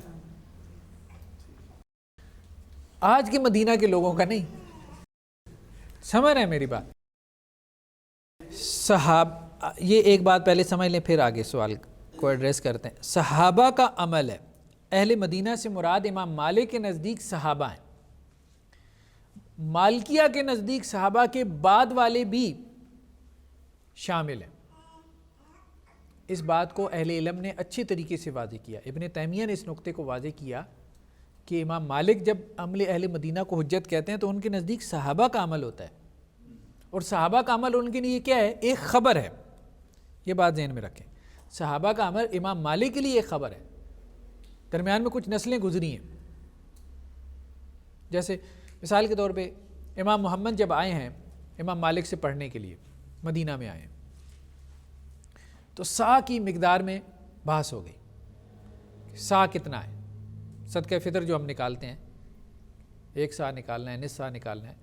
تو سا, اب ظاہری بات ہے جو مدینہ میں سا تھا اس کی مقدار کچھ اور تھی, جو کوفہ میں سا تھا اس کی مقدار کچھ اور تھی. تو اس بحث میں امام مالک نے یہ بات کہی, جو لوگ وہاں پہ بیٹھے تھے, کہ اپنے گھروں سے سا اٹھا کے, وہ لوگ اپنے گھروں سے سا اٹھا کے لے آئے. تو امام مالک نے پھر کہا امام محمد کو, دیکھو یہ صحابہ کی نسل میں سے ہیں, یہ صحابہ کے برتن ہیں جو ان کو وراثت میں ملے ہیں. تو رسول اللہ صلی اللہ علیہ وسلم کے زمانے کا سا یہ تھا. تو امام محمد اس پہ خاموش ہو گئے. پھر کہنے لگے اللہ کی قسم اگر امام ابو حنیفہ بھی ہوتے تو وہ بھی خاموش ہو جاتے. اس کا کوئی جواب نہیں. یعنی یہ صحابہ کے زمانے کے برتن آپ اٹھوا کے لے آئیں ان کے گھروں سے. اب کون جھگڑا کر سکتا ہے آپ سے کہ سا رسول اللہ صلی اللہ علیہ وسلم کے زمانے کا اس کی کیا مقدار تھی؟ اس سے بڑی دلیل کیا؟ تو یہ بیسیکلی عمل اہل مدینہ تھا امام مالک کے نزدیک. صحابہ کے دور کا جو عمل تھا اس کو وہ عمل اہل مدینہ کہتے تھے, اور اس کو وہ حجت سمجھتے تھے. بعد میں مالکیہ نے کیا کیا؟ انہوں نے کہا صحابہ کے بعد تابعین کے زمانے میں جو عمل اہل مدینہ تھا وہ بھی حجت ہے, اس کے بعد تبع تابعین کے زمانے میں جو عمل اہل مدینہ تھا وہ بھی حجت ہے. یعنی انہوں نے گویا کہ مدینہ جیسے ہمارے ہاں ایک اس کو اتنا سیکرڈ بنا لیا کہ جو مدینہ میں رہتا ہے وہ بھی کوئی مقدس پرسنالٹی ہے, اور اس سے بھی کوئی غلطی نہیں ہو سکتی. یہ بات جسٹیفائیڈ نہیں ہے. اس طرح تو پھر اہل مکہ کا عمل اہل مدینہ سے زیادہ جو ہے وہ فضیلت والا ہونا چاہیے. مطلب اہل مکہ کا جو فتویٰ ہے پھر ہمیں اس کا بھی لینا چاہیے, ان کا کیوں نہیں لیتے ہم؟ اگر جگہ کی فضیلت ہے, جگہ کی فضیلت کی وجہ سے لوگوں کا علمی مقام اور مرتبہ اگر بڑھ جاتا ہے تو پھر اہل مکہ کا مرتبہ زیادہ بڑھنا چاہیے, اور ان کی رائے کا وزن بھی زیادہ ہونا چاہیے اہل مدینہ سے. تو یہ کوئی بات نہیں ہے. اہل مدینہ اگر کہا ہے امام مالک نے تو وہ اس سینس میں صحابہ, اور وہ بات سمجھ میں بھی آتی ہے. صحابہ کی ایک حیثیت تھی, رسول اللہ علیہ وسلم کی صحبت میں رہیں, ان کے عمل کی ایک حیثیت تھی, اس کو ویٹیج دینا چاہیے, وہ بنتا بھی ہے. لیکن اس کے بعد وہ بات سمجھ میں نہیں آتی کہ ایک شہر کی فضیلت کی وجہ سے, شہر کی تو فضیلت ہے مدینہ شہر کی, اس کی فضیلت کی وجہ سے اس کے رہنے والے علماء کی رائے بھی دوسروں کے اوپر کیا ہو, فضیلت قرار پائے. یہ بات سمجھ میں نہیں آتی. جی امام محمد نے امام مالک پر کتنا اثر؟ یہ ابھی تو میرے ذہن میں نہیں ہے, کچھ اندازہ نہیں ہے. پنجوں والے چرندے آج بھی جو مالکی ہیں وہ اس کو خلاف سمجھتے ہیں. یہ ہم انشاءاللہ سے فقہ میں نا ایک لیکچر دیں گے, جس طرح سے ہم نے قرآنیات میں کیا نا, قرآنک سٹڈیز میں مختلف فقہیں کیسے ڈیولپ ہوئیں اور آج کل کہاں کہاں ان کے فالورز پائے جاتے ہیں. ٹھیک ہے, تو فقہوں کی قبولیت میں, ایکسیپٹنس میں مختلف فیکٹرز رہے, ان میں جغرافیائی بھی ہیں. افریقہ میں, سینٹرل افریقہ میں ساری آپ کو فقہ مالکی ملے گی. اس کی وجہ کیا ہے کہ جنگلی جانوروں کے بارے میں سب سے نرم فتاویٰ امام مالک کے ہیں. انسیکٹس وغیرہ یہ سب کوئی بھی حرام نہیں ہے مالکی فقہ میں. اچھا, پانی کے قریب سب سے زیادہ فقہ آپ کو شافعی ملے گی, انڈونیشیا, ملائیشیا. اس کی وجہ کیا ہے؟ سب سے زیادہ جو ہے وہ نرم فتاویٰ سمندر کے بارے میں امام شافعی کے. یعنی وہ ایک آدھ چیز کے علاوہ کہتا ہے سب حلال ہے, مگر مچھ کھا جاؤ, ویل کھا جاؤ, جو مرضی کھا جاؤ. دوسرا اصول کیا ہے کہ خبر واحد جو ہے وہ عمل اہل مدینہ کے خلاف ہو. لیکن صحیح بات یہ ہے کہ یہ مالکیہ کا اصول ہے, متاخرین مالکیہ کا, یہ امام مالک کا نہیں ہے. یہ امام مالک کا نہیں. کون سا؟ یہ جو آپ نے mention یہ دوسرا اصول ہے. دوسرا اصول کیا ہے؟ اگر کوئی خبر واحد عمل اہل مدینہ کے خلاف ہو، اگر کوئی خبر واحد عمل اہل مدینہ کے خلاف ہو، عمل اہل مدینہ قبول کیا جائے گا، خبر واحد ریجیکٹ کر دی جائے گی. ٹھیک ہے، لیکن ہم یہ کہہ رہے ہیں یہ اصول مالکیہ کا ہے، متاخرین مالکیہ کا، امام مالک کا نہیں ہے.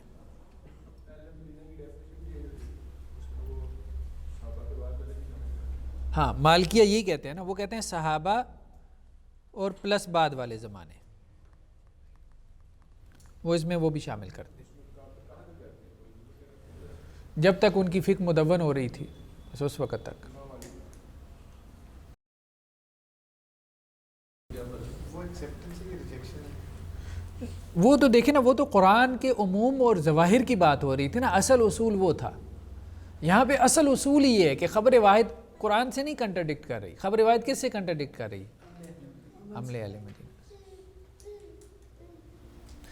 قاضی عبد الوہاب جیسے ہیں مالکیہ میں سے، ان کے بڑے فقہا میں سے ہیں. ابو الولید الباجی ہیں،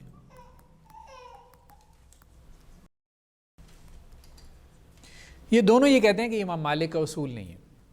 اس کی نسبت امام مالک کی طرف غلط ہے کہ وہ خبر واحد کو اس لیے اس کا رد کر دیتے ہیں کہ وہ عمل اہل مدینہ کے خلاف ہے. ایسا نہیں ہے، اور یہی بات درست ہے. ابو الولید الباجی، ابو الولید الباجی، قاضی عبد الوہاب اور ابو الولید الباجی یہ مالکیہ میں سے ہیں، ان کے بڑے فقہا میں سے. ان دونوں نے یہ بات لکھی ہے کہ یہ بات درست نہیں ہے، امام مالک کی طرف اس کی نسبت درست نہیں. ٹھیک ہے جی. سبحانک اللہم و بحمدک نشہد ان لا الہ الا انت نستغفرک و نتوب الیک.